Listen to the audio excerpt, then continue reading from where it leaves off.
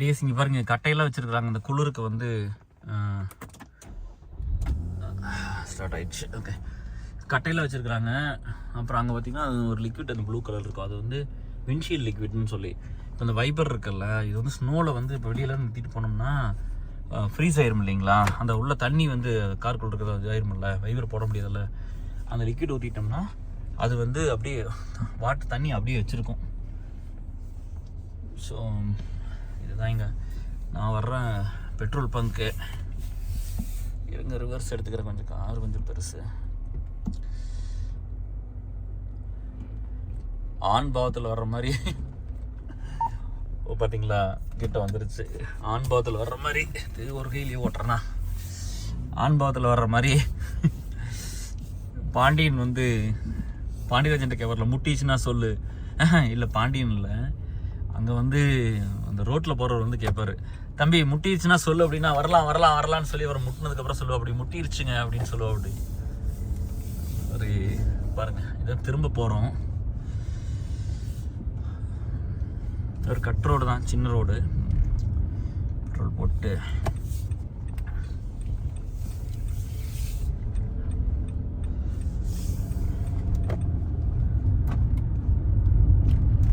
இப்படி தான் இருக்கும். ஒரு வாரம் வந்து ஸ்னோ ஹெவியாக வந்ததுக்கப்புறம் நல்லா வந்துச்சு.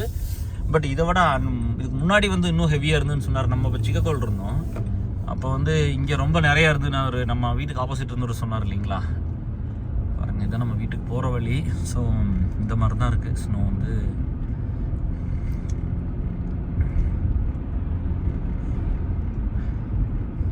அங்கே வந்து இந்தியாவில் வந்து காரு ஓட்டாமல் இருந்ததுனால நம்ம மக்கள்லாம் வந்து என்ன நினச்சிக்கிட்டாங்கன்னா, எனக்கு கார் ஓட்ட தெரியாது அப்படின்னு. அப்புறம் இங்கே 15 வருஷமாக கார் ஓட்டிகிட்டு தான் இருக்கிறேன். அது வந்து என்ன கணக்குன்னா, நம்ம அங்கே இருக்கும்போது கார் வந்து வீட்டில் இல்லை. நான் வந்து பாருங்கள், டிரைவிங் ஸ்கூல் போய் நான் முறைப்படி அம்பாசிடர் கார் ஓட்டி கோயம்புத்தூரில் லைசன்ஸ் வாங்கியிருக்கிறேன். பட் என்ன பிரச்சனை வந்துச்சுன்னா, அது ஓட்டி பழகினதுக்கப்புறம் நம்ம வீட்டில் கார் இல்லாதனால வெளியே எடுத்து நிறுத்துறதுக்கு கூட கார் இல்லை. அப்புறம் அன்றைக்கெல்லாம் யார் டிஎஸ் ஃப்ரெண்ட்ஸ் எல்லாம் அந்த மாதிரி இருந்திருப்பாங்க. சரி லைசன்ஸ் வாங்கி வச்சுருக்கிறேன், ஓட்டி பழகிருக்கிறேன், டச் விட்டு போயிடும், சரி கொஞ்ச நேரம் ஓட்ட சொல்லலாம் அப்படின்லாம் நம்மளுக்கு யாரும் ஃப்ரெண்ட்ஸ் எல்லாம் இல்லையில்ல. அந்த அளவுக்குலாம் அப்படி ஒரு குட்டாவெல்லாம் யாரும் இருந்ததில்லை டிஎஸ். அதனால தான் நம்ம அப்படி இருக்கோம்னு ஆசைப்பட்றோம். எல்லாத்துக்கும் நம்ம அப்படி தான் இருக்கிறோம். நம்ம அப்படி இருக்கிற காரணம் வந்து அதுதான். நம்மளுக்கு எதெல்லாம் இந்த சொசைட்டி கொடுக்கலையோ நம்ம அதையெல்லாம் திரும்ப கொடுக்குறோம் எல்லாத்துக்கும். இன்றைக்கி ஒரு நண்பர்கிட்ட பேசிகிட்டு இருந்தேன். அப்புறம் அவங்க வந்து சொன்னாங்க, இதை பொண்ணு பார்க்குறதுல வந்து கொஞ்சம் வயசாகி போயிடுச்சு, நிறையா வந்து இப்படி தள்ளி அதை இதையும் சொல்லி வந்து இப்படி ஆயிடுச்சு. அப்போ நான் சொன்னேன், இல்லை அந்த பொண்ணு வந்து இன்ஜினியரிங் படிக்கலை, நான் எப்படி கல்யாணம் பண்ணிக்கிறது அப்படின்லாம் கேட்டுட்டு இருந்தேன். அப்படி நான் சொன்னேன், உனக்கு என்ன ப்ரையாரிட்டி அதை பார்த்து பண்ணிக்கப்பா. என் வயசில் வந்துட்டு இன்னும் வந்து வந்துக்கிட்டு இப்போ நீ கவுண்டமணி காமெடி மாதிரி தான், நீ வயசுக்கு வந்தால் என்ன வரலின்னா என்னென்னு ஒரு காமெடி இருக்கும்ல, அந்த மாதிரி 40 வயசுக்கு மேலே எதுக்கு போய் ஜாதகம் பார்க்குறீங்க?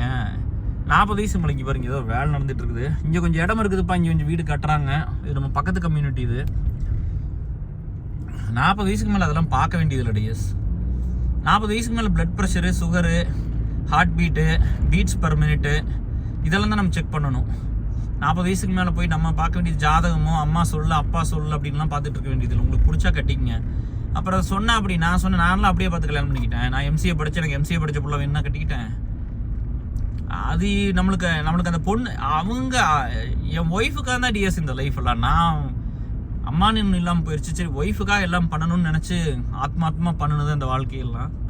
பட் இந்த மக்களோட வந்து இந்த சொசைட்டிக்கு ஒர்க் பண்ணுற, இந்த சோசியல் கெரியருக்கு ஒர்க் பண்ணுறதுனால அதுவும் ஒரு ஸ்ட்ராங்காக க்ரோ ஆகிறதுனால 2 பக்கம் மாட்டிட்டு முடிக்கிறேன்னு வச்சுக்கங்களேன். இதுவே ஒரு வெல் டு டூ ஃபேமிலியில் பிறந்திருந்தோம்னா அந்த வேலையை ஃபுல் டைம் 100% எடுத்திருப்பேன். இப்போ நம்மளுக்கு அது வழி இல்லை. அப்புறம் இந்த பையன்கிட்ட சொன்னேன், கல்யாணத்துக்கு வந்து இது வேணும் அது வேணும் அப்படிலாம் நிறைய சொன்ன. அப்படி எனக்கு இங்கே மாதிரி பொண்ணு இந்த மாதிரிலாம் அன்றைக்கி வந்துச்சு அப்படி இப்படிலாம். அப்புறம் அப்போ தான் நான் சொல்லிட்டு இருந்தேன், நான் ஹானஸ்ட்டாக சொன்னேன், இந்த மாதிரி எனக்கு வந்து எங்களால் வந்து கல்யாணம் பண்ணும்போதெல்லாம் வந்து எந்த நகையும் எங்களால் கொடுக்க முடியல. கொடியெல்லாம் கொடுப்பாங்கப்பா எங்கள் சைடு, மாப்பிள்ளை வீட்டிலேருந்து நம்மளுக்கு கொடியெல்லாம் கொடுக்க முடியல. நாங்கள் ஒரு பொண்ணு தான் கொடுத்தோம், கொடியில் மாங்கல்யமே போட்டுக்குங்கன்னு சொல்லி அவ்வளோதான் கொடுத்தோம். மற்றபடியெல்லாம் வந்து கல்யாண செலவு ஆளுக்கு பாதி போட்டு, நான் எனக்கெல்லாம் கல்யாணத்துக்கு வீடியோ கூட எடுக்கல, பணம் இல்லை, ரொம்ப சிம்பிளாக தான் கல்யாணம் பண்ணோம். ஃபோட்டோக்கே 4000 வந்தது, அதுவே கஷ்டப்பட்டு தான் கொடுத்தேன். ஸோ இப்படி தான் எல்லாம் பண்ணியிருக்குது. எனக்கு ஒரு பெரிய சந்தோஷம் தான். இப்போ வந்து கல்யாணத்துக்கு வாங்கினது, கடவுள் அம்மாவை தான் பிரிஞ்சுக்கிட்டான்னா காசை கூட எனக்கு கொடுத்து வைக்கல. அதனால் எங்கள் கல்யாணத்துக்கு வாங்கின கடன் இங்கே பாருங்கள் எப்படி இருக்குன்னு தெரியுதுங்களா. கல்யாணத்துக்கு வாங்கின கடனையும் நான் தான் கட்டினேன்.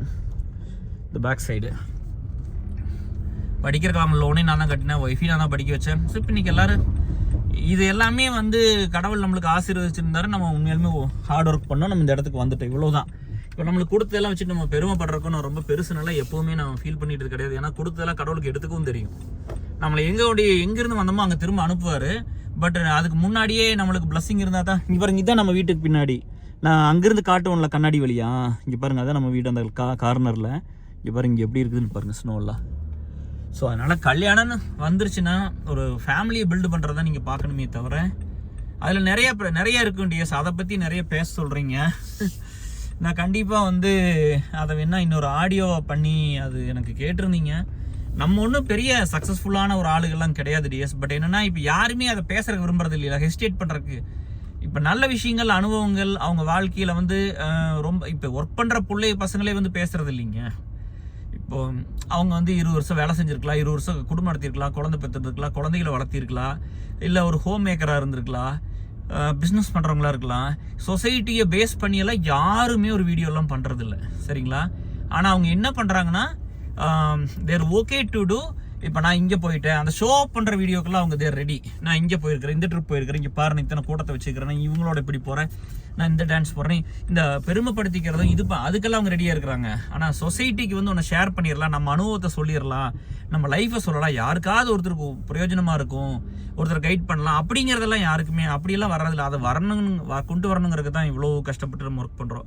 உள்ளே வந்துட்டு days love you all, take care by. இந்த 2 வீடியோ அப்லோட் பண்ணிடலாம். இது ஒரு வாரம் ஸ்னோ முடிஞ்சு இந்த ஞாயிற்றுக்கிழமை இல்லை, போன ஞாயிற்றுக்கிழமைக்கு ஒரு தடவை ஸ்னோ வந்தது, இடையில ஒரு தடவை வந்துச்சு இல்லைங்களா.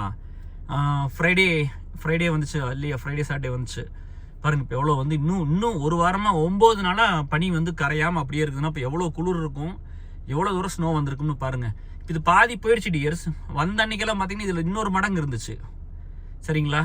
இப்போ நம்ம வந்து இருக்கிறத வந்து மேக்கம்னா இருக்கிறோம். இப்போ உங்களுக்கு நான் காட்டுறது மேக்க, இது வந்து வடக்க, இது தெக்க, இந்த பக்கம் கிழக்க டிஎஸ். இது மேக்கம்னா இருக்குது, அதனால உங்களுக்கு கொஞ்சம் வெயில் தெரியுது, சரிங்களா. மேக்குன்னா வெஸ்ட்டுங்க. It is a west facing. Okay, இந்த road side is a west facing.